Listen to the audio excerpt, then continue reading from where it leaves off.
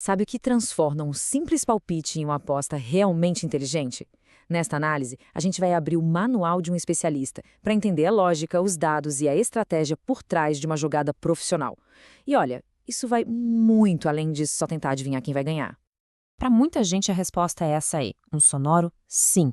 É uma questão de sorte ou de simplesmente ir no time mais forte, no mais famoso. Mas a análise profissional, ela vai muito, muito além.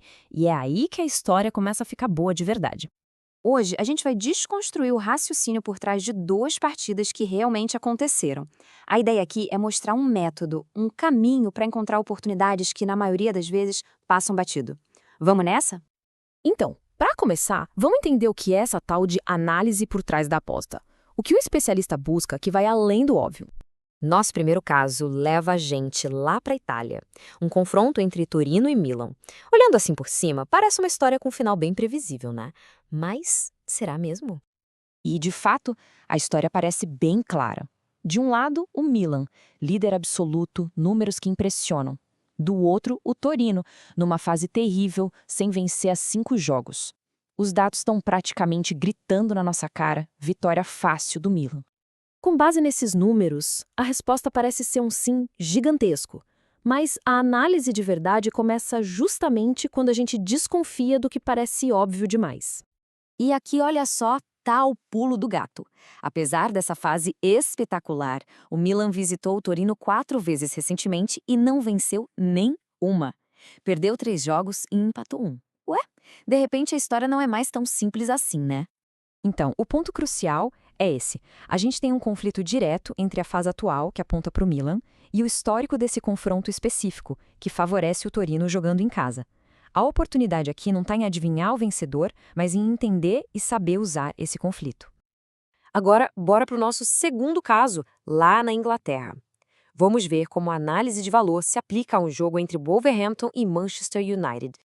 7. Esse é o número de derrotas seguidas do Wolves. É um time em crise total, que parece ser a presa perfeita para um gigante como o United. A situação aqui parece até mais clara do que no caso do Milan. Mas aqui entra um detalhe fundamental, uma nuance, que essa frase resume perfeitamente. Quando um time está em desespero total, como o Wolves, a lógica do jogo muda. O desespero pode, acredite, se transformar numa força inesperada. Isso significa que o Wolverhampton pode até não ter qualidade técnica no momento, mas provavelmente vai entrar em campo com uma agressividade, como uma intensidade que aqueles números da crise não conseguem mostrar. Eles vão lutar por cada bola como se fosse a última da vida deles. E olha só esse gráfico, ele ilustra um padrão muito claro. O Wolves, impulsionado por essa energia do tudo ou nada, costuma jogar bem no primeiro tempo. Dá trabalho. Mas no segundo tempo, a equipe desmorona, apaga completamente. Então, vamos juntar as peças. Se muita gente está apostando no United, o retorno de uma aposta neles fica cada vez menor, certo? E a gente sabe que o Wolves pode surpreender no começo. Talvez a melhor estratégia não seja apostar antes do jogo começar, mas sim esperar uma oportunidade ao vivo durante a partida. Então, no fim das contas, o que a gente aprende com tudo isso? A grande lição é focar na estratégia e não só na previsão.